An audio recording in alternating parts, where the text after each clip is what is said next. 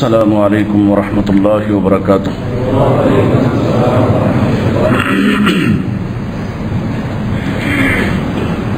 الحمد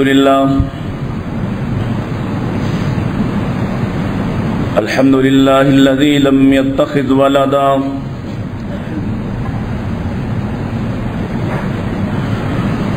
ولم يكن له شريك في الملك ولم يكن له ولي من الذل وكبره تكبيرا۔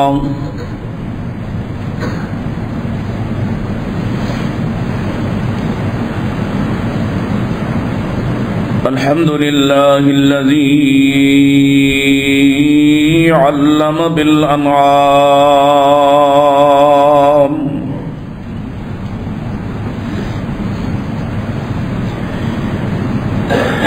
وحرم الحرام،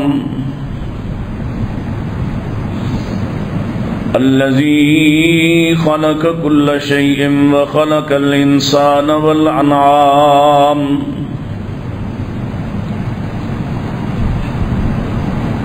والصلاة والسلام على أشرف الأنبياء وسيد الأنام، وعلى آله العظام وعلى أصحابه الكرام وعلى من اتبع الإسلام۔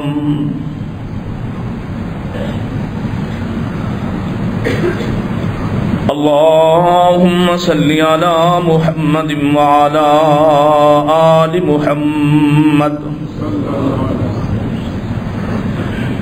كما صليت على إبراهيم وعلى آل إبراهيم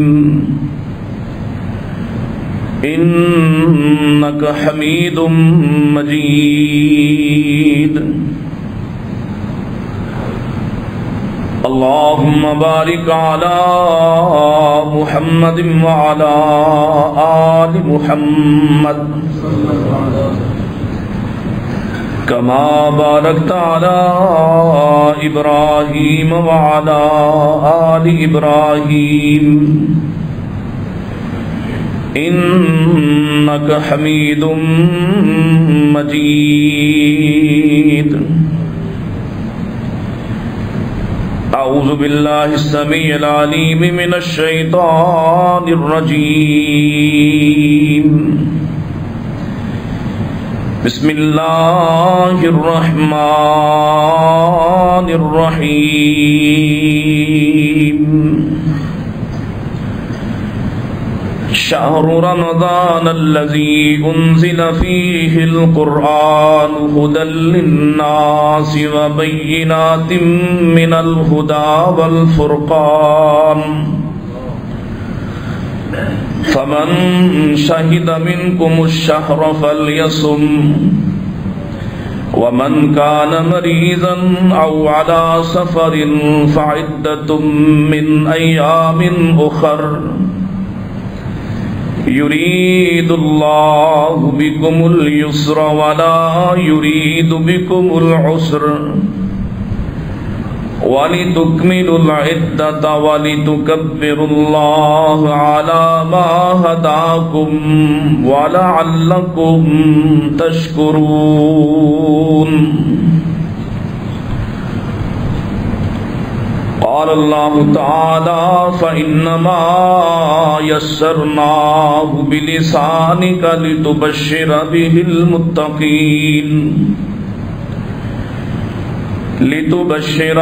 المتقين ولتنذر به قوما لدا۔ وقال الله تعالى لو أنزلنا هذا القرآن على جبل لرأيته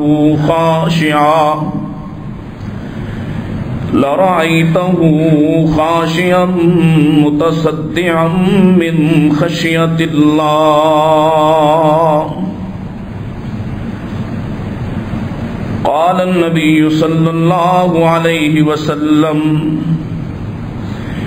القرآن شافع مشفع وماحل مصدق من جعله امامه قاده الى الجنہ ومن جعله خلفه ساقه الى النار ان احسن الحديث كتاب الله وخير الهدي هدي محمد صلى الله عليه وسلم وشر الأمور محدثاتها كل محدثة بدعة وكل بدعة ضلالة وكل ضلالة في النار. حمد ثنا تعریفات تسبیحات تحلیلات و تکبیرات اللہ سبحانہ و تعالی کے لیے جس کے بے شمار انگنت ناتعداد احسانات ہیں، جو سراپا احسان ہے، حقیقی محسن ہے، جس نے ہم پر احسان فرمایا، پھر سے یہ سعادت بخشی کہ ہم رمضان میں داخل ہوں. اس سے دعا اور درخواست ہے کہ اللہ ہمیں اس لائق کر دے کہ جب رمضان ختم ہو تو جن لوگوں کے نام جہنم سے آزاد کرنے والوں میں شامل ہوں گے، اللہ ہماری گردنوں کو بھی آزاد فرما دے. درود و سلام امام الانبیاء سید الاتقیاء جناب محمد مصطفیٰ صلی اللہ علیہ وسلم پر.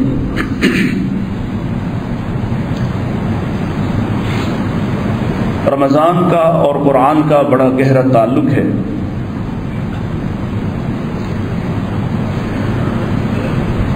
امام قرطبی رحمہ اللہ تعالی کے نزدیک تمام کتب سماویہ آسمانی کتابیں اسی ماہ مبارک میں نازل ہوئیں. کوئی پہلے عشرے میں، کوئی دوسرے عشرے میں، اور رمضان آخری عشرے میں کسی طاق رات میں لیلۃ القدر میں نازل کیا گیا ہے. نبی کریم صلی اللہ علیہ وسلم بھی ہر رمضان میں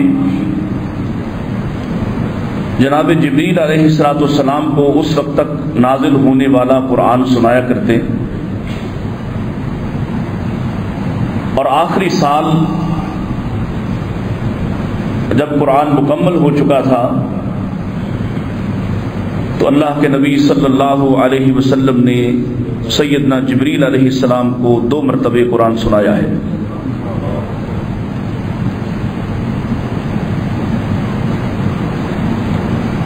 قرآن مجید بہت بڑا پیغام لے کر آیا ہے. رسول اللہ صلی اللہ علیہ وسلم کے قلب اطہر پر اس کو نازل کیا گیا ہے. کہیں اللہ فرماتے ہیں نزل علی محمد، ہم نے محمد صلی اللہ علیہ وسلم پر نازل کیا ہے، اور کہیں اللہ ارشاد فرماتے ہیں کہ ہم نے آپ کے دل پر اس کو اتارا ہے تاکہ آپ ڈر سنانے والے ہو جائیں. یہ کتاب ہدایت ہے، لیکن بڑی بدقسمتی کی بات ہے اس وقت موجود امت کے تمام گروہوں نے اس کتاب کو ایک ایسی مقدس کتاب بنا کر رکھ لیا ہے جس سے صرف ثواب حاصل کیا جا سکتا ہے. کسی نے اپنی بدعات اور خرافات کے لیے اس کو استعمال کیا ہے، کوئی اپنے معانی اور مطالب اس سے اخذ کرنے کی کوشش کرتا ہے، کسی نے اپنی گمراہی کو یہ نام دیا ہے کہ اس کا عقیدہ قرآن سے اخذ کرتا ہے، اور بعض ایسے لوگ بھی ہیں جنہوں نے قرآن کی تعلیمات کو ایسا پس پش ڈالا کہ خود قرآن کے ذریعے سے رسول اللہ صلی اللہ علیہ وسلم کی سنت مطہرہ کا انکار کر دیا۔ قرآن جو ہدایت کی کتاب تھی، قرآن جو عقائد کی اصلاح کرنے کے لیے آیا، قرآن جو معاشرت کی اصلاح کرنے کے لیے آیا، قرآن جو انقلاب برپا کرنے آیا، اسی کتاب سے لوگوں نے اپنے بد عقیدے اخذ کرنے کی کوشش کی اور اس کو استعمال کیا، کبھی ایصال کے نام پر اور کبھی اس کا استحصال اس حوالے سے ہوا کہ زیادہ سے زیادہ اس کو پڑھا جائے، اس کو سمجھا نہ جائے۔ کسی نے اس کے راستے میں 26 علوم کھڑے کر دیے کہ جب تک اتنے علوم نہیں سیکھتا اس وقت تک قرآن کے معانی اور مطالب نہ سیکھے، تب تک قرآن کے ترجمے کی طرف نہ آئے، تب تک قرآن کی تعلیم کو نہ سمجھ پائے۔ الغرض وہ طبقہ جو کہتا ہے کہ ہمارا منشور دستور قرآن و سنت ہے، یعنی کہ آپ حقیقت یہ ہے کہ ہمارے ہاں بھی قرآن فہمی کے لیے، قرآن سمجھنے کے لیے نہ لوگوں کے پاس وقت ہے، نہ جذبہ، نہ جستجو، اور ہم بھی اسی ڈگر پہ ہیں کہ زیادہ سے زیادہ ہم اپنے اوپر احسان یہ کرتے ہیں کہ ہم قرآن کی تلاوت کر لیتے ہیں اور کچھ ثواب جمع کرنے کی کوشش کرتے ہیں۔ یقیناً نبی کریم صلی اللہ علیہ وسلم کا فرمان ہے، اور اس میں کوئی شک نہیں ہے کہ قرآن مجید کی تلاوت فائدہ دیتی ہے، اس کی قرات فائدہ دیتی ہے، اس کا پڑھنا فائدہ دیتا ہے، اجر و ثواب حاصل ہوتا ہے اور بے پناہ حاصل ہوتا ہے۔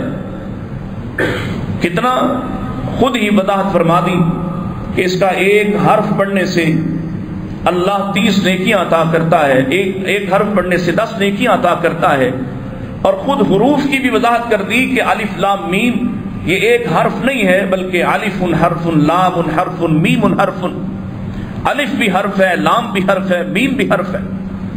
گویا صرف الف لام میم پڑھنے سے 30 نیکیاں مل جائیں گی، اور نیکیوں کا اصول ہے جہاں 30 نیکیاں آئیں گی وہاں سے 30 گناہ سمٹ جائیں گے، وہاں 30 درجات بلند ہو جائیں گے۔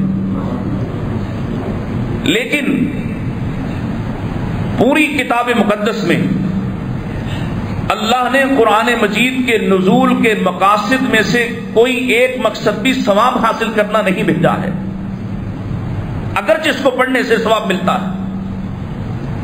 اللہ تعالیٰ جہاں بھی قرآن مجید کا مقصد بیان کرتے ہیں وہیں کچھ اور پیغام ہے، کچھ اور دعاوی ہیں، کچھ اور دعوت ہے، لیکن ایسی بدقسمتی چھائی کہ جن کا عقیدہ اور نظریہ یہ تھا، میں دوسروں کی بات نہیں کرتا، میرے مخاطبین آپ ہیں، میں آپ سے ہم کلام ہوں، وہ لوگ جنہوں نے قرآن کو اپنے مطالب کے لیے اور اپنی خواہشوں کی تکمیل کے لیے استعمال کیا، ان کی بات تو چھوڑ دیجئے۔ جو یہ کہتے نہیں تھکتے کہ ہمارا دستور منشور قرآن و سنت ہے، خود انہوں نے قرآن کے ساتھ کتنی وفا کی ہے اس پر ذرا غور فرمائیے۔ کون ہے جس کے گھر میں یہ فکر پائی جاتی ہو کہ اگر میرا بچہ بالغ ہونے کے بعد تک بھی قرآن نہ سمجھے تو میں نے کیا حاصل کیا ہے؟ اور کیا یہ مقاصد؟ اللہ نے ابتدا میں آپ ایک دعا کرتے ہیں اور وہ دعا، وہ آیات اس قدر تکرار والی، سبعا من المثانی قرار دیا ان کو، آپ ان کو دہراتے ہیں، ہر رکعت میں دہراتے ہیں، اور کیا مانگتے ہیں؟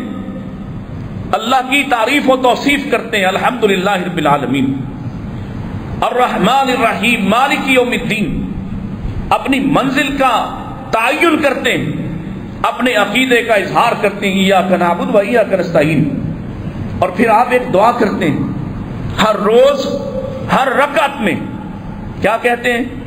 اہدنا الصراط المستقیم۔ پھر وضاحت کرتے ہیں صراط الذین انعمت علیہم، وہ راستہ چاہیے، ان کا راستہ چاہیے جن پر تو راضی ہوا، جن پر تو نے انعام کیا، ان کا نہیں۔ اتنی وضاحت، غیر المغضوب علیہم ولا الضالین، نہ ان کا جن سے تو ناراض ہو گیا، نہ ان کا جن پر تو نے غضب کیا، نہ ان کا جو گمراہ ہو گئے۔ اس وضاحت کے بعد، اس دعا کے بعد کتاب مقدس کو کھولیے اور اس کی دوسری سورہ کو شروع کیجئے، ابتدا کیجئے بسم اللہ الرحمن الرحیم۔ آپ نے جو مانگا ہے وہ یہاں پہ ہے، الف لام میم ذالک الکتاب لا ریب فیہ ھدی للمتقین۔ آپ کو ہدایت چاہیے، ہدایت کا پیغام چاہیے، تو آئیے اس کتاب کو دیکھیے۔ یہاں ہے ہدایت، یہ انقلاب کی کتاب تھی، ہم نے اس کو محدود تر کر کے ثواب کی کتاب بنا دیا ہے۔ یہ دلوں کو مسخر کرنے آئی تھی، دلوں کو تبدیل کرنے آئی تھی، اس کے اندر ایسی تاثیر تھی۔ یہ اللہ کا کلام ہے، اور نبی کریم علیہ السلام نے کیا فرمایا؟ فرمایا جو چاہتا ہے کہ تم میں سے کوئی اللہ سے ہم کلام ہو، اسے چاہیے کہ وہ نماز پڑھے، اور جو یہ چاہتا ہے کہ اللہ اس سے ہم کلام ہو، اسے چاہیے کہ قرآن پڑھے۔ یہ کتاب تو کچھ اور تھی، ایسا زندہ و جاوید کلام، ایسا موجز، ایسا عاجز کر دینے والا کلام، جس کے چیلنجز کو آج تک کوئی قبول نہ کر پائے، آپ نے اس کو ایسا بنا دیا ہے، ایسا اپنے گھر میں ڈمپ کیا ہے۔ سال بعد آپ کو خیال آتا ہے چلو اب رمضان آ گیا ہے، صبح ایک سپارہ پڑھ لیتا ہوں، ایک دوپہر میں پڑھ لیتا ہوں، شام میں پڑھ لیتا ہوں۔ بڑا احسان کیا، اس لیے تو قرآن نہیں آیا تھا۔ تو یاد رکھیے، میں قرآن کا مقدمہ آپ کے سامنے رکھنے لگا ہوں۔ اگر آپ نے، یہ تو رحمت کی بارش ہے، رحمت کی بارش۔ اللہ قرآن میں اس کا تعارف کرواتے ہیں، یا ایھا الناس قد جاءتکم موعظۃ من ربکم وشفاء لما فی الصدور وہدی ورحمۃ۔ اللہ اکبر، اللہ اکبر۔ اے لوگو، تمہارے پاس قد جاءتکم، تمہارے رب کی طرف سے آیا ہے کیا؟ ایک ایسا کلام، ایک ایسا کلام جو موعظہ ہے، نصیحت ہے، اور صرف نصیحت نہیں، وشفاء لما فی الصدور، تمہارے سینوں کی جتنی بھی تنگیاں، بیماریاں، تلخیاں، کجیاں، کمیاں ہیں، ان سب کی شفا ہے۔ وشفاء لما فی الصدور، لما فی الصدور، میری طرف متوجہ ہوں، تمہارے سینوں کے اندر جو بھی بیماری ہے، یہ اس کی شفا ہے۔ ہم نے سمجھا اس کو شفا، ہم نے شفا کا بھی صرف وہ ظاہری معنی مراد لیا کہ جس کو پڑھنے، دم کرنے، گھول کر پی جانے سے ہمیں ظاہری طور پر کوئی بخار اتر جائے، کوئی بیماری دور ہو جائے۔ یہ تو ان بیماریوں کو بھی صاف کرنے آیا جو نظر نہیں آتی۔ شفاء لما فی الصدور، سینوں میں وہ بیماریاں چھپی ہوتی ہیں جو کسی دوسرے کو دکھائی نہیں دیتی، جس پر کوئی دوسرا گواہ نہیں ہوتا، جو کسی دوسرے کے سامنے وہ راز کھلتے نہیں۔ قرآن ان تنگیوں کو، ان تلخیوں کو، ان بیماریوں کو بھی سینوں سے صاف کرنے آیا ہے۔ وشفاء لما فی الصدور، اور پھر فرمایا وہدی، یہ ہدایت ہے، ورحمتن، یہ رحمت ہے۔ کن کے لیے؟ کلمہ گو کے لیے، جو کلمہ پڑھ لے، جو سال بعد قرآن کو ہاتھ لگا لے، جو سال بعد 2-4 دن ابتدائی رمضان کی تراویح پڑھ لے۔ للمؤمنین، جو اس پر یقین رکھتا ہے، جو اس پر ایمان لاتا ہے، جو اس کی تعلیم کو تھام لیتا ہے، اس کے لیے شفا ہے، اس کے لیے ہدایت ہے، اس کے لیے رحمت ہے، اس کے لیے نصیحت ہے۔ یہ تو بارش ہے رحمت کی، لیکن بارش کا فائدہ تو اس کو ہوتا ہے نا جو تیار ہو بارش لینے کے لیے۔ زمین کی بنیادی بڑی 4 قسمیں ہیں، پتھریلی ہے، ریتیلی ہے، ریت والی ہے، دلدلی ہے، اور چوتھی زرخیز میدانی زمین ہے۔ ان چاروں زمینوں پر ایک ساتھ آسمان سے بارش نازل ہوتی ہے، جس کے بارے اللہ فرماتے ہیں کہ جب ہم آسمان سے بارش نازل کرتے ہیں تو بارش کیا کرتی ہے؟ وہ مردہ زمین کو زندہ کر دیتی ہے۔ اس میں رحمت ہے، اس میں شفا ہے۔ اللہ اس کے ساتھ کیا کچھ اگا دیتا ہے، لیکن اگتا کہاں ہے؟ اگر پتھریلی زمین پر بارش برسے تو وہ پانی اپنے اوپر جمع ہونے دیتی، جو تھوڑی بہت اس پر گرد جمی ہوتی ہے، کچھ نرمی ہوتی ہے، فترکہ صلدا، بارش اسے دھو کر پھر اور زیادہ سنگلاخ، اور زیادہ چٹان، اور زیادہ پتھریلا کر دیتی۔ وہ پانی کو اوپر سے بہا دیتا، پھر بھی آگے پہنچ خود کوئی فائدہ اٹھاتا؟ اللہ اکبر۔ بندوں کے دلوں کی کیفیات بھی اسی طرح کی ہیں۔ ایک دل وہ ہے جو قرآن کی اس شفا والی بارش کو قبول ہی نہیں کرتا، یہ کفر والا ہے، کفار ہیں۔ یہ ابو الحکم سمجھا جاتا تھا، حکمت کا باپ مانا جاتا تھا، دانائی کا باپ مانا جاتا تھا، لیکن جب اس نے قرآن کی رحمت والی بارش کو سمیٹنے سے انکار کیا، آج دنیا اسے ابو الجہل کہتی ہے، جہالت کا باپ کہتی ہے۔ اس کو کوئی فائدہ نہیں ہوا۔ دوسری طرح کی زمین یہ ریت والی ہے۔ ریت پر بارش جب تک برستی رہتی ہے، کچھ نہ کچھ اس کے اندر نرمی، کچھ نمی رہتی ہے، اور جب بارش تھم جائے وہ واپس اپنی اصل کیفیت پر لوٹ جاتی ہے۔ یہ منافقین ہیں جن پر سامنے مدنی تاجدار مدینہ نے ان کے سامنے قرآن کی تلاوت کی، یہ مدینہ کی نبوی مجلس کا حصہ ہونے کے باوجود جب تک مجلس میں ہیں تب تک کچھ نہ کچھ فائدہ سمیٹ رہے ہیں، اور جب اس مجلس سے اٹھ کے جاتے ہیں تو کہتے ہیں ہم تو ان کے ساتھ مذاق کر رہے تھے، ہم تو ان کا مذاق اڑا رہے تھے، ہم تو یوں ہی ان کے ساتھ ٹھٹھا کر رہے تھے۔ منافقین کو بھی جیسے ریت والی زمین کو آسمان کی بارش فائدہ نہیں دیتی، ایسے ہی قرآن کی بارش منافق کو بھی کوئی فائدہ۔ تیسری دلدلی ہے، گندا نالا۔ بارش برستی ہے، یہ آپ کے علاقے میں ہے، بارش برستے ہوئے آپ چلے جائیں، اس کے تعفن میں، اس کی گندگی میں مزید اضافہ ہو جاتا ہے۔ یہ وہ لوگ ہیں جو اپنی کوتاہی سے، اپنی زیادتی سے، اپنے گناہ سے واپس نہیں پلٹتے۔ قرآن انہیں فائدہ نہیں دیتا، یہ قرآن سن کر اور متکبر ہو جاتے، یہ قرآن سن کر اور نافرمان ہو جاتے، ان کا جرم اور بڑھ جاتا ہے۔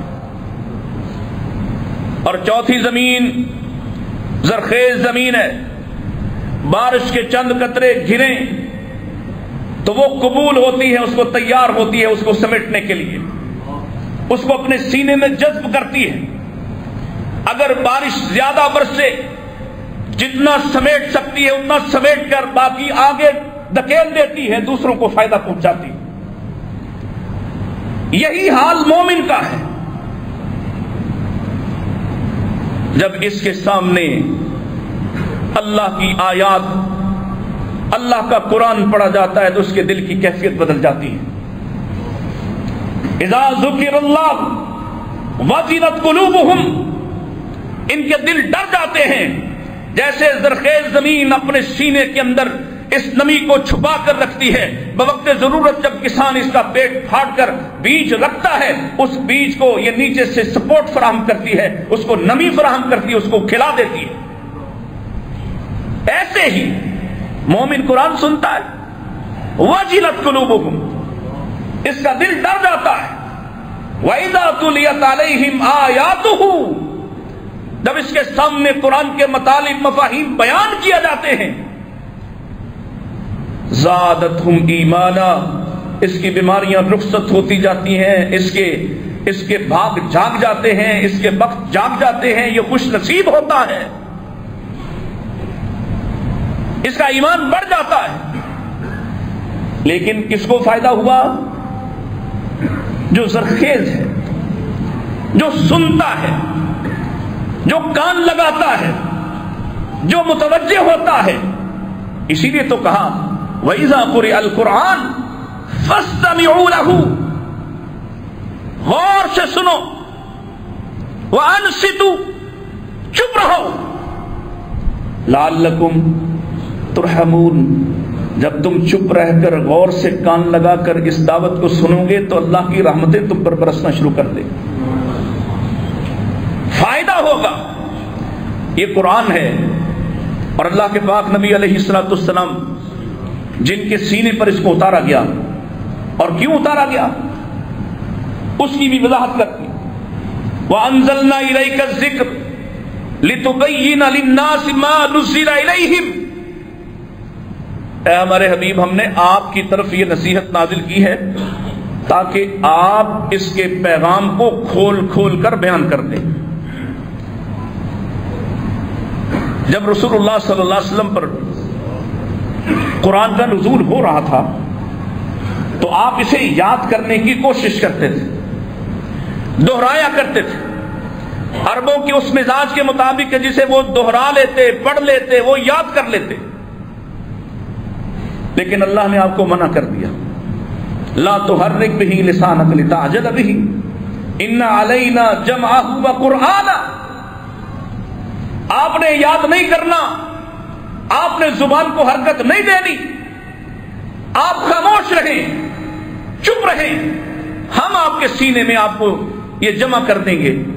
فَإِذَا قَرَأْنَاهُ فَاتَّبِعْ قُرْآنَهُ، اللہ اکبر، جب آپ پر یہ پڑھا جاتا ہے، آپ کو سنایا جاتا ہے تو آپ نے کچھ نہیں کرنا، آپ خاموش رہیں، اس خزانے کو ہم آپ کے سینے میں جمع کریں گے، اور ایسا جمع کریں گے، یہ کوڈ ورڈ کی کتاب ہے، آپ کو جو ضروریات پیش آئیں گی، جو مطالب آپ کو سمجھانے ہیں، اس کے جو مفاہیم آپ نے امت کو بتانے ہیں، آپ کو غور و فکر کرنے کی بھی ضرورت نہیں ہے۔ ثم ان علینا بیانا، ہم آپ کے سینے پر اس کا بیان بھی، اس کے دلائل بھی نازل کر دیں گے۔ اب مطلب وہ چلے گا، آپ ہادی ہیں، قرآن اپنی مرضی سے سمجھنے چلو گے تو تباہ و برباد ہو جاؤ گے، قرآن اپنے ایمان کی مرضی سے سمجھنا چاہو گے تو عقیدہ برباد کر بیٹھو گے، عمل تباہ کر بیٹھو گے۔ قرآن کس سے سمجھنا ہے؟ محمد رسول اللہ صلی اللہ علیہ وسلم، کیونکہ قرآن آپ پر اتارا گیا اور آپ نے اس کے مفاہیم بیان کیے، آپ نے اس کے مطالب بیان کیے۔ وگرنہ بڑی معروف مثال ہے، پہلے بھی آپ نے سنی ہوگی، لیکن کچھ مختلف انداز سے۔ جناب ابو بکر رضی اللہ تعالیٰ نبی کریم علیہ السلام کے پاس روتے ہوئے آئے تھے، اور آپ نے ان سے پوچھا کہ اللہ ابو بکر کیوں روتے ہو؟ تو عرض کیا آقا میں نے قرآن پڑھا، قرآن پڑھتے تھے لوگ اور اس پر غور کرتے تھے، اور رونے والا کون ہے؟ ابو بکر ہے۔ ابو بکر کا رونا دیکھ کر رسول اللہ سب سے زیادہ متاثر ہونے والے ہیں۔ قرآن کا ایک جملہ پڑھا ہے، من عمل سوءا یجزا بہ، جو آدمی جو بھی غلطی کرے گا، جو بھی خطا اس سے ہوگی، اس کی سزا ملے گی۔ اللہ کے رسول پھر کون بچے گا؟ یہ فکر کس کو پڑی ہے؟ بولے ذرا، نام لے لیں، کون ہے ابو بکر؟ جس کے لیے اتنی بار بشارت نازل ہوئی جنت کی کہ گننا مشکل، بات بات پہ جنت کی بشارت،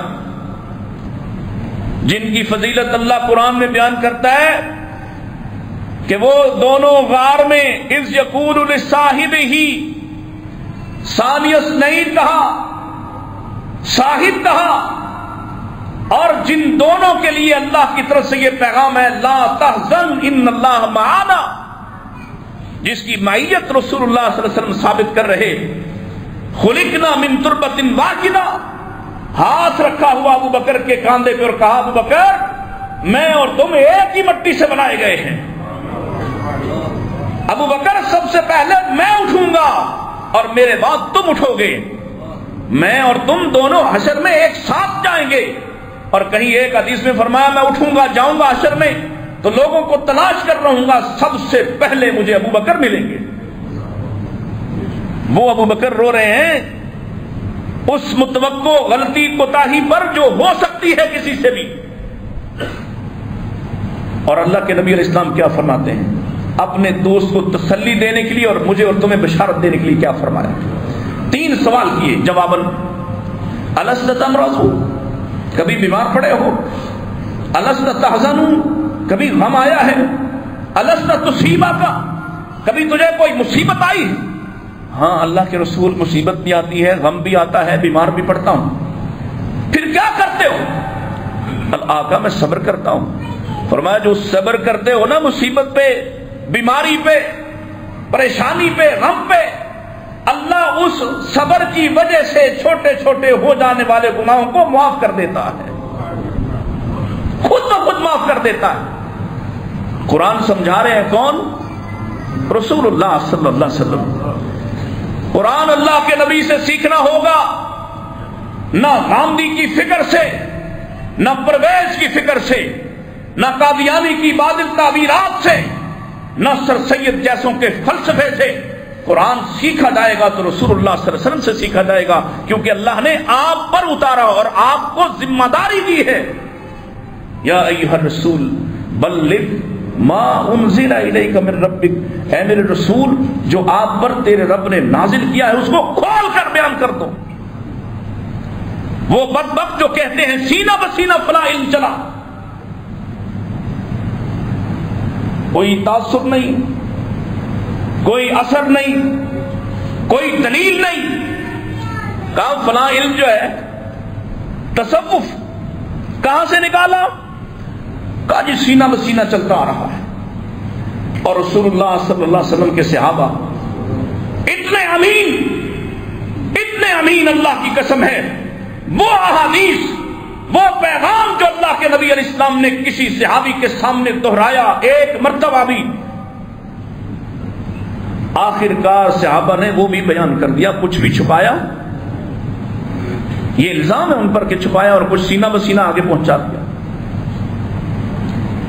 اسی طرح صحابہ کا زیادہ بڑا طبقہ آیا، وہ تو قرآن کی ایک ایک آیت پر غور کرتے تھے۔ اللہ نے اگر یہ کہا نا کہ اگر تم اپنی جانوں میں اپنے آپ میں جو چھپاتے ہو، ان تبدوا ما فی انفسکم او تخفوہ یحاسبکم بہ اللہ، جو تم ظاہر کرتے ہو، جو چھپاتے ہو، اللہ تمہارا حساب لے گا۔ یہ پیغام نازل ہوا، صحابہ کے چہرے لٹک گئے، غم زدہ۔ کیوں؟ اگر اللہ نے اندر کی باتوں کا بھی حساب لے لیا، دل میں آنے والے خیالات کا بھی حساب لے لیا، تو کون بچے گا؟ کون بچے گا؟ اور روز اس امید سے نبی پاک کے پاس آتے ہیں کہ شاید اس سے اگلی کوئی بات اور نازل ہو جائے۔ غم زدہ صحابہ پریشان ہیں۔ پھر اللہ نے یہ آیات، ان آیات کا اگلا حصہ نازل کر دیا، فَيَغْفِرُ لِمَن يَشَاءُ وَيُعَذِّبُ مَن يَشَاءُ۔ پھر اللہ جس کو چاہے معاف کر دے، جس کو چاہے عذاب دے دے۔ جب اللہ نے اپنا اختیار بیان کیا ہے، صحابہ کھل اٹھے، کیونکہ وہ جانتے تھے اللہ نے اگر یہ کہہ دیا کہ وہ جس کو چاہے معاف کر دے، جس کو چاہے عذاب دے دے، اس کا مطلب یہ ہے اب ہمارے سینوں کی باتوں پہ عذاب نہیں ہوگا۔ قرآن پر غور کرنے والے آئے اور کہا، وہ بھی پریشان تھے اور کہنے لگے ہم نے قرآن میں پڑھا ہے الذین آمنوا ولم یلبسوا ایمانہم بظلم اولئک لہم الامن وہم مہتدون۔ وہ لوگ جو ایمان لانے کے بعد اپنے ایمان کے ساتھ التباس نہیں کرتے، ملاوٹ نہیں کرتے، ظلم کو شامل نہیں کرتے، وہی لوگ امن میں ہوں گے، وہی لوگ ہدایت پر ہوں گے۔ اللہ کے رسول اینا من لا یظلم نفسہ، کون ایسا ہے جو اپنے آپ پر کوئی ظلم نہ کر بیٹھے؟ کون ہے جو کوئی گناہ نہ کر بیٹھے؟ کون ہے جس سے کوئی غلطی نہ ہو جائے؟ تو ہم تو سارے امن سے بھی محروم ہوئے، ہدایت سے بھی محروم ہوئے۔ رامدی صاحب کو کون سمجھائے کہ قرآن رسول اللہ سے سمجھنا پڑے گا، اور جس رسول سے سمجھنا پڑے گا اسی کی سنت کو چھوڑ بیٹھے، اسی کے طریقے کو بھلا بیٹھے۔ اللہ کے پاک پیغمبر نے مسکراتے ہوئے فرمایا تم نے صحیح مطلب نہیں جانا، اس کا مطلب گناہ والا ظلم نہیں ہے کہ ایمان لانے کے بعد جس نے گناہ کیا وہ امن سے اور ہدایت سے محروم ہو جائے گا، نہ، اس کا مطلب وہ ظلم ہے جس کو اللہ نے ظلم عظیم کہا، ان الشرک لظلم عظیم، ظلم سب سے بڑا ظلم شرک۔ اگر ایمان کے بعد کوئی شخص شرک سے بچا رہا وہ امن میں بھی ہوگا اور ہدایت پر بھی ہوگا، یہ مطلب ہے اس کا۔ قرآن ہادی کی زبان سے، اور قرآن سمجھا بھی رسول اللہ سے جائے گا۔ اگر آپ سے نہ سمجھا جائے تو پھر آپ بلٹ جائیں گے۔ قرآن عقائد کا تحفظ کرتا ہے، عقائد کا تحفظ، عقیدہ توحید جتنی وضاحت اور صراحت کے ساتھ قرآن نے بیان کیا ہے، کسی اور چیز کی ضرورت باقی رہتی؟ قل هو اللہ احد اللہ الصمد لم یلد ولم یولد ولم یکن لہ کفوا احد۔ کائنات میں اللہ کا کوئی ہمسر نہیں، کوئی اس کا ثانی نہیں، کوئی اس کی اولاد نہیں، کوئی اس کے نور میں سے نور نہیں۔ اتنی وضاحت، پھر ان طبقات کی بات کی، ان پر لعنت کی جنہوں نے اللہ کے نبیوں کو اللہ کا بیٹا بنایا، اور اللہ کے رسول نے مزید وضاحت کرتے ہوئے کہا لا تطرونی کما اطرت النصارى، میری تعریف میں اس حد سے نہ بڑھ جانا جیسے عیسیٰ کے ماننے والے عیسیٰ کو اللہ کا بیٹا قرار دے چکے۔ جان لو میں اللہ کا بندہ اور اس کا رسول ہوں، میری تعریف میں حد سے نہ بڑھنا۔ لیکن کیا کریں، مسجد کے سپیکر کو کھولا جاتا ہے اور اتنے دھڑلے سے جو مسجد اللہ کی ہیں اسی مسجد میں اس کے اوپر لا الہ الا اللہ بھی لکھا ہوتا ہے، اور وہیں سے صدا بلند ہوتی ہے الصلاۃ والسلام علیک یا نور من نور اللہ۔ قرآن نفی کرتا ہے، اور قرآن تمہارا علاج کرنے کے لیے کافی ہے۔ قرآن کہتا ہے اللہ نور السماوات والارض، اللہ کا نور زمین و آسمان میں پیدا ہوا، اس کے نور کی کوئی مثل، کوئی مثال، کوئی نظیر، کوئی حصہ نہیں ہے۔ لیکن کیا کرے، تم نے کبھی قرآن کو اس نظر سے پڑھا ہی نہیں ہے، تم نے تو ثواب کی کتاب، ایصال کی کتاب بنا کے رکھا ہے۔ قرآن عقیدے کا دفاع کرتا ہے۔ قرآن نے بیان کیا نا الرحمن علی العرش استوى، رحمان کہاں ہے؟ اچھا زور میرا لگی جاتا تو چپ تسی ہو۔ حالانکہ آج اللہ کا شکر ہے کہ سال ہر سال بعد اللہ تعالیٰ نے ہمیں بہت اچھا سسٹم دیا ہے۔ کہاں ہے رحمان؟ استواء علی العرش کا عقیدہ جنہوں نے قرآن کو چھوڑا یا قرآن کو اپنے لوگوں سے سمجھنے کی غلطی کی، اللہ کے نبی سے نہ سیکھا، انہیں غلطیاں لگ گئیں، پھنس گئے۔ کسی نے کہا اللہ ہر جگہ رہتا ہے، کسی نے کہا وہ دلوں میں رہتا ہے، کسی نے کہا وہ مخصوص لوگوں میں آتا ہے، اور کسی نے تو حد مکا دی، کہنے لگے اللہ فلاں فلاں کی صورت زمین پر آیا ہے۔ میں اپنی طرف سے کچھ نہیں کہہ رہا، اپنی طرف سے کچھ نہیں کہہ رہا۔ چاچڑ وانگ مدینہ جس سے تے کوٹ مٹھن بیت اللہ، ظاہر دے وچ پیر فریدن تے باطن دے وچ اللہ، میں نے نہیں لکھا ہے، لیکن سن لو اللہ کا قرآن دفاع کرتا ہے۔ اللہ کا قرآن کہتا ہے اسے نیچے اترنے کی ضرورت نہیں ہے، اسے نیچے آنے کی ضرورت نہیں ہے۔ کہنے والا طارق جمیل ہی کیوں نہ ہو، وہ کہے کہ آسمان والا نیچے آ کر اللہ کے نبی کا ہاتھ پکڑ کر آسمان پر لے کر چڑھا، وہ غلط کہتا ہے، اسے نیچے آنے کی ضرورتیں نہیں ہے۔ وہ دلوں کے اندر بستا تو ہے لیکن رہتا نہیں ہے، وہ اجسام میں تبدیل نہیں ہوتا ہے۔ الرحمن علی العرش استوى، وہ اپنے عرش پر ہے، جیسے اپنی شان ہے، جیسی اس کی جلالت ہے۔ یہ قرآن ہے، اس نظر سے پڑھو. اور جنہوں نے قرآن پڑھا ان کے چھوٹے چھوٹے بچوں کو پتا تھا. آج میں اپنے نوجوان کو پوچھ رہا، اللہ کا وہ کہتا دل میں رہتا ہے، ہر دل میں ہے، کیونکہ تم نے ان سے سیکھا. اسکول، کالج، تعلیمی ادارے، ظالموں نے اپنے عقیدے کو بیچا. یہ اجسام میں تبدیل ہونے والا خدا تو ہندوؤں کا بھی ہے. یہ شکلیں بنا کر اوتاروں کی شکل میں آنے والا خدا تو ہندو بھی مانتے ہیں. یہ توحید کی جان ہے. چھوٹی سی بچی مدینے کی پیارے نبی نے اس کو روک کر پوچھا، این اللہ، اللہ کہاں ہے، کہاں ہے؟ اس نے آسمان کی طرف انگلی کی، کہا فی السماء، آسمانوں میں. اور قرآن کہتا ہے وفی السماء رزقکم وما توعدون، رزق کے فیصلے بھی آسمان سے ہوتے اور جو وعدے آتے ہیں وہ وعدے بھی آسمان سے آتے ہیں.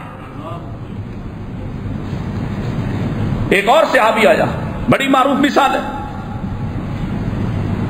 کہا میں اپنی لونڈی کو تھپڑ مار بیٹھا ہوں، اب دل میں پچھتاوا ہے، اس کو آزاد کرنا چاہتا ہوں. کہا میرے پاس لاؤ، اگر مسلمان ہوئی تو چھوڑ دیں گے. لائی گئی.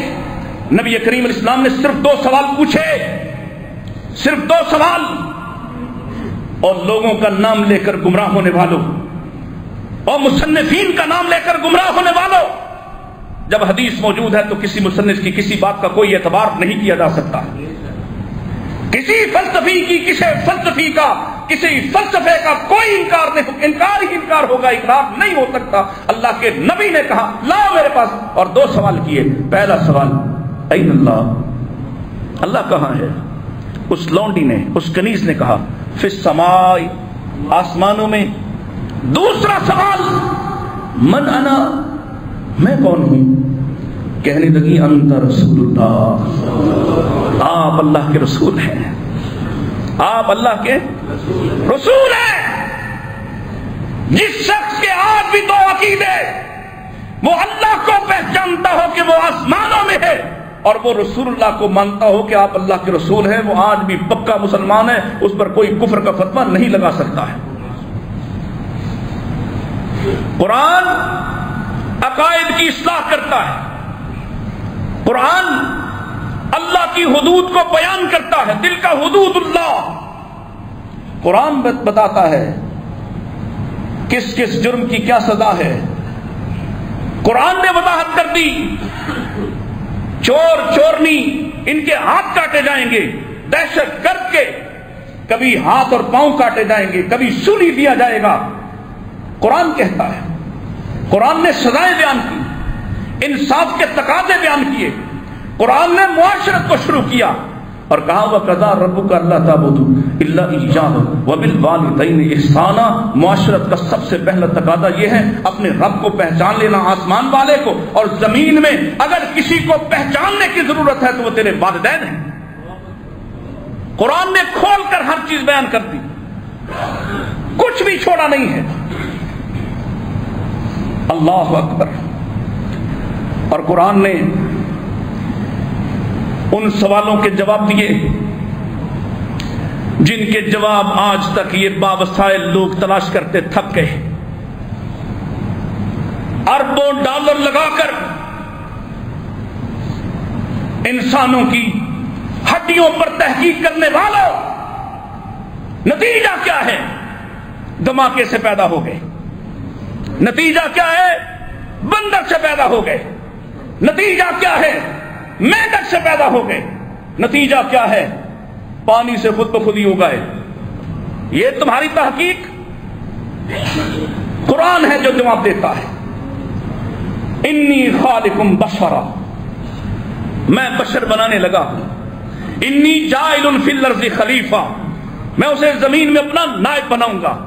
قرآن کہتا ہے ہم نے بنایا آدم کو، وخلق منہا زوجہا، اس کے جوڑے کو بنانا تھا، اس کی پسلی سے نکال دیا. قرآن کہتا ہے الم یکن نطفۃ من منی یمنی، اچھلتے ہوئے پانی سے ہم نے ایک نظام چلایا. قرآن کہتا ہے ہم نے تمہیں زندگی دی، ثم امات فاکبر، پھر ہم تمہیں ماریں گے، پھر قبر کے حوالے کریں گے، فحشر فنادى، پھر تجھے اٹھا کر اپنی طرف بلا لیں گے۔ قرآن اتنی وضاحت کے ساتھ شروع ہونے سے لے کر ختم ہونے تک کوئی درمیانی حصہ ایسا نہیں جو قرآن نے چھوڑا ہو۔ اٹھایا، اٹھا کر حشر میں پہنچایا، اور وہاں دو طبقات، دو حصے کر دیے۔ ان میں سے ایک وہ ہیں فَأَمَّا مَنْ أُوتِيَ كِتَابَهُ بِيَمِينِهِ، جن کے دائنے ہاتھ میں ان کے نامہ اعمال کو، سنہری نامہ اعمال کو تھمایا جائے گا۔ فَيَقُولُ هَاؤْمُ اقْرَءُوا كِتَابِيَهْ، وہ خوشی سے وہاں جھوم رہا ہوگا، دیکھو میری کتاب، انی ظننت انی ملاق حسابیہ، میں نے اس قرآن کو پڑھا تھا، مجھے یقین تھا میرے رب سے میری ملاقات ہوگی۔ وہ جو انکار کرنے والا تھا، وَأَمَّا مَنْ أُوتِيَ كِتَابَهُ بِالشِّمَالِ فَيَقُولُ يَا لَيْتَنِي لَمْ أُوتَ كِتَابِيَهْ، یہاں کتاب کو مانا نہیں، وہاں کتاب کے بارے میں افسوس کر رہا ہے، کاش یہ کتاب دی جاتی نہیں۔ یہ قرآن ہے، قرآن نے کہا وَالسَّابِقُونَ السَّابِقُونَ اولئک المقربون، منزل، آخری منزل تک بیان کر دیا۔ وہ جو سبقت لے جانے والے ہیں، وہ جو انعام پانے والے ہیں، وہ جنتوں میں، اولئک المقربون فی جنات النعیم۔ اور جنہوں نے انکار کیا، عن المجرمین فی جنات یتساءلون ما سلککم فی سقر، کیوں پہنچے ہو اس جہنم میں، کیوں کھولتے ہوئے عذاب لے رہے ہو؟ وہاں جا کے کہیں گے ہم نے اصل میں اس کتاب کو نہیں مانا۔ کس کتاب کو؟ وَكُنَّا نُكَذِّبُ بِآيَاتِنَا، کہیں یہ کہہ رہے ہیں، کہیں یہ کہتے ہیں وَكُنَّا نُكَذِّبُ بِيَوْمِ الدِّينِ، قرآن کو مانا ہوتا تو منزل کو پہچان لیتے، لیکن نہیں مانا۔ جو مانتے ہیں ان کی کیفیت کیا ہوتی؟ ان کے دل بدل جاتے ہیں، ان کی کیفیت بدل جاتی، ان کے حالات سدھر جاتے ہیں۔ سیدہ اسماء بنت ابی بکر رضی اللہ تعالیٰ عنہا فرماتی کان اصحاب النبی اذا قرئ علیہم القرآن کما نعتهم اللہ تدمع اعینہم وتقشعر جلودہم، یہ نبی پاک کے صحابہ تھے، جب ان کے سامنے قرآن کی تلاوت کی جاتی ان کی آنکھیں بہنا شروع کر دیتی، ان کے بدن کانپنا شروع کر دیتے۔ یہ نبی پاک کے صحابہ، حالت ویر ہو جاتی اگر ایک جملہ ان میں سے کسی نے سنا، الم یعنی الذین آمنوا ان تخشع قلوبہم لذکر اللہ، غشی کے دورے پڑ جاتے ہیں۔ چھپ کر قرآن سننے والے عمر، چھپ کر سننے والے، دل پر دستک ہوئی، لیکن ابھی کفر کے بڑے دبیز پڑتے ہیں، وہ صاف نہیں ہوتے، حتیٰ کہ بڑکانے والوں نے اتنا بڑکایا کہ تلوار نکل لے کر کھڑے ہو گئے کہ آج میں ختم کر دوں گا اس قصے کو۔ اور صاحب ایمان نے رخ بدلا غصے کا، جاؤ اپنی بہن کو دیکھو۔ اب بہن کے پاس کھڑے ہیں، اس کو مار مار کے تھکے ہیں، اور حیرت، اتنی جرت فاطمہ کہاں سے آئی؟ تم تو میرا نام سن کر دبک جانے والی، آج کیا ہوا؟ یہ قرآن کی برکت تھی کہ بہن کو اللہ نے استقامت دے کر پہاڑ بنا کے سامنے کھڑا کر دیا، جس سے سیدنا عمر کے دل کی وہ تنگی، وہ سختی ٹکرا کر ریزہ ریزہ پاش پاش ہوئی۔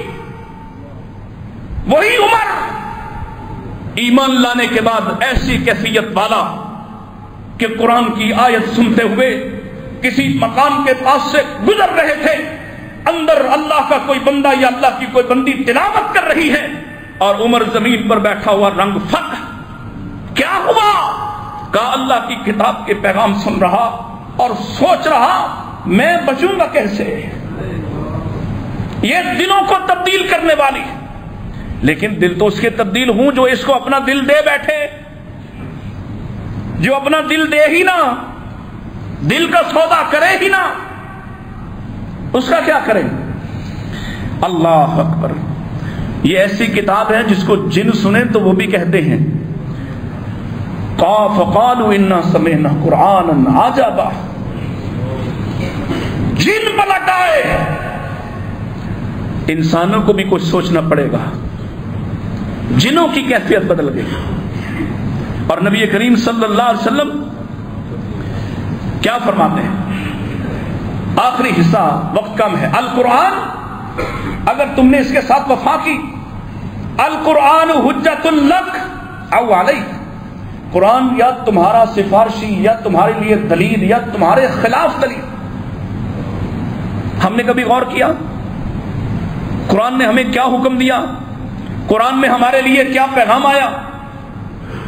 ہم تو رمضان میں بھی یقین کریں، اور میرا خیال ہے یہاں بھی حالات تو سب جگہ ایک جیسے ہی ہیں، پہلے 2 دن 3 دن مسجدیں بھری ہوتی ہیں، اور اب میں کل 6 پارے کو وہاں سنا رہا تھا، میں دیکھ رہا تھا 3-4 صفحے رہ گئی۔ یہاں بھی ایسے ہی حالات ہوں گے، کیونکہ رمضان تو پہلے 2-3 دن ہے یا پھر آخری 2-4 دن۔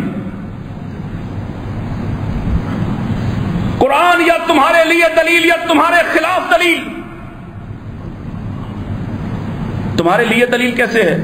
فرما سیام والقرآن یشفعان للعبد، قرآن اور روزے دونوں ہی ان کا آپس میں بڑا گہرا کنیکشن ہے۔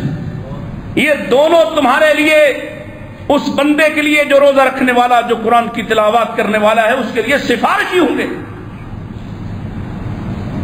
اور روزہ یہ کہے گا اے ربی منعتہ الطعام والشہوہ، اللہ میں نے اسے کھانے سے روکا، شہوات سے روکا، بدنی ضروریات سے روکا، فشفعنی فی، آج میری سفارش مان لی جائے۔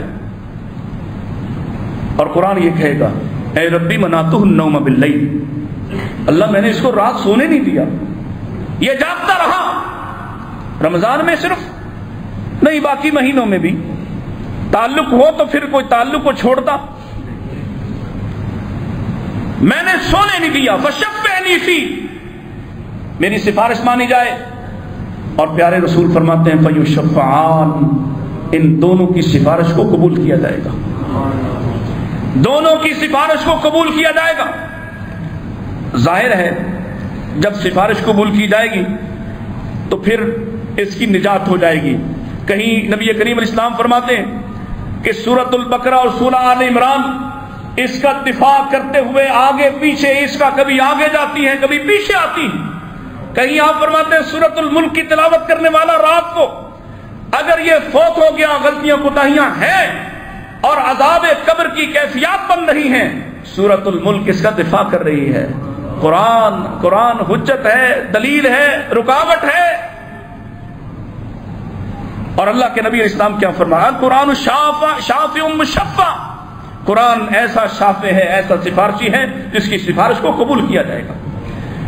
قرآن وماہل مصدق، ایسا جھگڑا کرنے والا ہے جس کے جھگڑے کی تصدیق کی جائے گی، یعنی اس کے حق کو تسلیم کیا جائے گا۔ من جعلہ امامہ، جس شخص نے اپنی زندگی میں اسے اپنے سامنے رکھا، قادہ الی الجنہ، قرآن اسے ہاتھ تھام کر جنت لے جائے گا۔ ومن جعلہ خلفہ ساقہ الی النار، جس آدمی نے اسے پسے پسے کچھ ڈالا، یہ اسے کھینچ کر جہنم پہنچا دے گا۔ یہ قرآن ہے۔ اور قرآن، آخری بات، آخری حصہ، قرآن عزت عطا کرتا ہے، عروج بخشتا ہے۔ عروج، کیسا عروج عطا کیا ہے؟ دیہاتی ہیں، لوگوں کی نظر میں کم فہم ہیں، اللہ نے ان کی حکومت قائم کروا دی ہے۔ کیسا عروج بخشتا ہے؟ لوگوں کا امام بنا دیتا ہے، نسلوں پر ناز فخر تکبر کرنے والے، جس نسل کو چھوٹا سمجھ رہے ہیں اسی کے بندے کو اللہ نے قرآن عطا کیا، وہ آگے کھڑا، یہ سب پیچھے کھڑے۔ ایسا ہی ہے، کوئی نہیں پوچھتا حافظ صاحب کون سی نسل سے ہیں، قاری صاحب کی کون سی برادری ہے، وہاں کیا کہہ رہے ہوتے ہو، کیا خوب پڑھتے ہیں، کتنا شاندار سناتے ہیں، کتنی اچھی آواز ہے. قرآن عزت دیتا، لوگوں کا امام بناتا. حتیٰ کہ چھوٹے سے بچے کو، وہ واقعہ آپ نے سنا ہوا، نبی پاک کے پاس ایک قبیلہ آیا، مسلمان ہو کر واپس اپنی بستی گئے. ان سے کہا کہ جس کو قرآن زیادہ یاد ہوگا اس کو تم اپنا امام بنانا. واپس گئے اپنی بستی میں تو نماز کے لیے کھڑے ہو کر ایک دوسرے سے پوچھتے ہیں، ہاں بھائی تمہیں کتنا آتا ہے، تمہیں کتنا آتا ہے. سب بتا رہے ہیں جو مدینہ گئے تھے، جو کچھ دن وہاں رہے تھے. ایک چھوٹا سا بچہ آگے بڑھ کے کہتا ہے مجھے تم سب سے زیادہ یاد ہے. تم نے کہاں سے سیکھا؟ کہا یہاں راستے سے گزرتے ہوئے محمد رسول اللہ کے ساتھی جب ہماری بستی کے باہر ان درختوں کے جھنڈ میں آرام کرتے دوپہر کو، وہ اپنی سواریوں کو باندھ کر جب لیٹتے تو قرآن کی تلاوت کیا کرتے. میں اور میرے ساتھی ان کو دیکھنے جاتے، وہ قرآن پڑھتے، ہم اس کو سنتے. میں نے سن کر ان سے تم سب سے زیادہ یاد کر لیا ہے. کہا چلو پھر تم امام بنو. کہ محمد رسول اللہ کا فیصلہ وہ اماموں کو سمجھ نہیں آ رہا تو نہ آئے. جنہوں نے فتوے دیے کہ کوئی چھوٹا بچہ نماز نہیں پڑھا سکتا، لیکن میرے نبی کے صحابہ نے جنہوں نے رسول اللہ سے فتویٰ سنا، آپ نے اس چھوٹے سے بچے کو آگے کر دیا. حتیٰ کہ پیچھے سے گزرنے والی ایک عورت نے کہا، ایک قمیص پہنے ہوئے امام امامت کروا رہا، اور کہنے لگی اپنے امام کو اس کا سطر تو ڈھانپ لو، اتنا چھوٹا تھا کہ قمیص کے علاوہ کچھ نہیں پہنا ہوا تھا. قرآن عزت دیتا ہے، عروج بخشتا ہے. اور اس صحابی کو یاد کرو، عبداللہ ذوالبجادین. پہلا حصہ تم نے سنا ہوا، جس نے ایمان بچانے کے لیے اپنے کپڑے تک اتار کر اپنے چچا کو دے دیے. یہ بھی راستے پر بیٹھ کر ایک صحابی سے ملا، قرآن سنا، قرآن کی محبت دل میں بیٹھ گئی، اور پھر روز اسی راستے پر بیٹھ گیا. آنے جانے والے، آخری فتح کے بعد کا زمانہ ہے، کثرت سے لوگ آ جا رہے ہیں.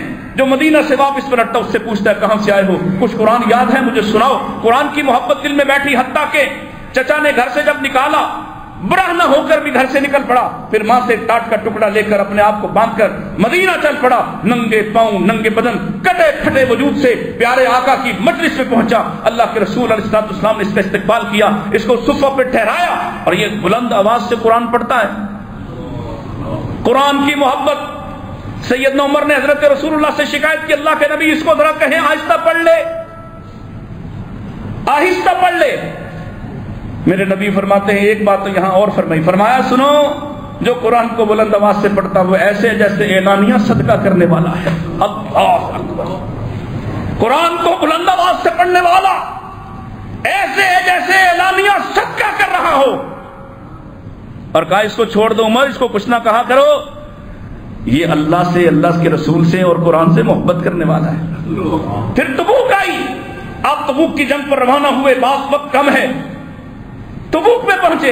ایک روز یہ نبی پاک کے پاس آیا، ذوالبجادین، دو ٹاٹ کے ٹکڑوں والا. کہا اللہ کے رسول میرے لیے شہادت کی دعا کر دیں. فرمایا تیرے ساتھ اتنا پیار ہے، میں تیرے لیے یہ دعا نہیں کر سکتا کہ تجھے دشمن کا کوئی تیر تلوار لگے. آقا پھر مجھے شہادت کیسے ملے گی؟ فرمایا تجھے بخار بھی تو ہو سکتا ہے. بخار ہوا اور بخار سے ہی فوت ہو گیا. عبداللہ ابن مسعود رضی اللہ تعالیٰ عنہ فرماتے ہیں آدھی رات کو میری آنکھ کھلی، میں نے دیکھا اللہ کے نبی کا بستر خالی، ابو بکر کا بستر خالی، عمر کا بستر خالی. میں تینوں کو تلاش کرتا ہوا جب لشکر سے باہر نکلا، ایک وہ قرآن سے محبت کرنے والا، اس کی میت باہر پڑی ہے. ابو بکر و عمر نیچے اتر کر اس کی قبر تیار کر رہے ہیں. پیارے نبی باہر بیٹھے ہیں اور آپ کہہ رہے ہیں یہ قرآن سے پیار کرنے والے کی قبر ہے، زیادہ آسودہ کرنا. پھر آپ خود نیچے اتر گئے. آپ ایسا کم ہوا، بعض خوش نصیبوں کو یہ حاصل ہوا کہ کسی قبر میں محمد رسول اللہ اترے، اور آپ نے اپنے ہاتھوں سے مٹی کو برابر کیا، آپ نے اس مٹی کو سیدھا کیا، پھر خود اپنے ہاتھوں سے اپنے ساتھی کو دفن کیا، اور مٹی کو برابر کرنے کے بعد جب دعائیں اوپر کی اور دعائیں ایسی کمال کی، اور پھر آخر میں ایک سند جاری کی، ایک سرٹیفکیٹ جاری کیا. اس سرٹیفکیٹ کو سن کر عبداللہ ابن مسعود جیسا عظیم صحابی جس کے بارے میں اللہ کے نبی فرمائے او لوگوں عبداللہ ابن مسعود کی ٹانگوں پہ چھوٹی چھوٹی پنڈلیوں پہ ہنسنے والوں، اس کی ایک پنڈلی ایک طرف احد پہاڑ، ایک طرف وہ صحابی کہتا ہے میرے دل میں خواہش پیدا ہوئی کاش مرنے والا میں ہوتا، کاش دفن ہونے والا میں ہوتا اور یہ سرٹیفکیٹ اللہ کے نبی مجھے دے رہے ہوتے۔ وہ سرٹیفکیٹ کیا تھا؟ اللہ یہ تیرے سے پیار کرنے والا، تیرے رسول سے پیار کرنے والا، تیرے قرآن سے پیار کرنے والا، اللہ آج شام تک میں اس سے راضی تھا، مالک تو بھی اس سے راضی ہو جا۔ یہ ہے قرآن کی عزت۔ اور اگر قرآن کی بات نہ مانی، قرآن سے تعلق نہ جوڑا، تو سن لو رسول اللہ صلی اللہ علیہ وسلم کی ایک حدیث، فرمایا لوگ جنت جہنم چلے جائیں گے۔ صحیح بخاری کی روایت 4476 نمبر، رسول اللہ صلی اللہ علیہ وسلم کا فرمان ذی شان کہ آپ یہ بات ارشاد فرما رہے ہیں، وہ لوگ جو جنت جہنم چلے گئے، اور یہ بھی یاد رکھو تمہارے جہنم اللہ نہ کرے ہم میں سے کوئی جائے، جہنم جانے والوں کی کوئی فکر نہیں کرے گا، ان کے لیے کوئی نہیں روئے گا، ان کے لیے کوئی پریشان نہیں ہوگا۔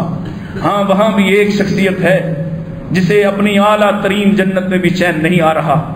نبی کریم علیہ السلام اس حدیث کے مطابق 4 مرتبہ اللہ کے سامنے جا کر سجدہ ریز ہوں گے، اور اللہ ان سے پھر کہے گا ارفع راسک یا محمد، اے محمد سر اٹھائیے، سل تؤتا، آپ سوال کیجیے عطا کیا جائے گا، آپ قل یسمع، آپ کہتے جائیے آپ کو سنا جائے گا، اشفع تشفع، آپ سفارش کیجئے سفارش قبول کی جائے گی، اور اللہ کے رسول سفارش کریں گے۔ اور آپ فرماتے ہیں، طویل حدیث ہے میں اختصار سے اس کا مفہوم عرض کر رہا، فرمایا فَيَحُدُّ لِي حَتَّى، اللہ ہر مرتبہ میرے لیے ایک حد مقرر کر دے گا، اے میرے حبیب آئے ہو تو اتنوں کو لے جاؤ، آئے ہو تو اتنوں کو لے جاؤ، آئے ہو تو اتنوں کو لے جاؤ، آئے ہو تو اتنوں کو لے جاؤ، اور آخری مرتبہ تو آپ فرماتے ہیں ان کو بھی نکال لاؤں گا جن کے پاس چیونٹی جتنا ایمان ہوا۔ اور ایک دوسری حدیث کہتی اب آپ نہیں جاتے، کہنے والوں نے کہا اب آپ کیوں نہیں جاتے؟ کہا اب اللہ سے مجھے حیا آتی ہے، میں نے کوئی پیچھے رہنے نہیں دیا۔ اس حدیث میں وضاحت مزید آ گئی کہ اب باقی وہ رہیں گے۔ ایک حدیث میں آتا ہے کہ اللہ اپنی لپ میں ڈال کے باقی سب کو جنت میں ڈال دے گا، لیکن پیچھے وہ رہ جائیں گے۔ کون؟ الفاظ سنیے رسول اللہ صلی اللہ علیہ وسلم کے، آپ نے کیا ارشاد فرمایا؟ فرمایا پیچھے وہ لوگ رہ جائیں گے جنہیں الا من حبسہ القرآن، جنہیں قرآن نے روکا ہوگا، جن کے خلاف قرآن مدعی ہوگا، جن کے خلاف قرآن اپنی دلیل دے رہا ہوگا۔ اور یاد رکھو قرآن جس کے مخالف ہوا، قرآن کے وکیل کوئی معمولی وکیل نہیں۔ وقال الرسول یا ربی ان قوم اتخذوا ھذا القرآن مہجورا، قرآن کے وکیل محمد مصطفیٰ۔ قرآن جہاں جس عدالت میں ہے اس عدالت میں کسی پر ظلم نہیں ہو سکتا کہ وہ عدالت اللہ کی ہے۔ قرآن مخالف ہو گیا، قرآن نے رکاوٹ ڈال دی تو جنت جانا مشکل ہو جائے گا، حتیٰ کہ جہنم میں ہمیشہ ہمیشہ رہنا پڑے گا۔ اللہ سے دعا کرتے ہیں اللہ ہمیں قرآن کی محبت عطا فرما، اللہ ہمیں قرآن کے ساتھ وہ دوستی نصیب فرما کہ کل ہمارا یہ سفارشی بن کر تیری عدالت میں کھڑا ہو کر ہمارے لیے تجھ سے ہمارے لیے پناہ مانگ رہا ہو، ہمارے لیے نجات مانگ رہا ہو۔ وآخر دعوانا ان الحمد للہ رب العالمین۔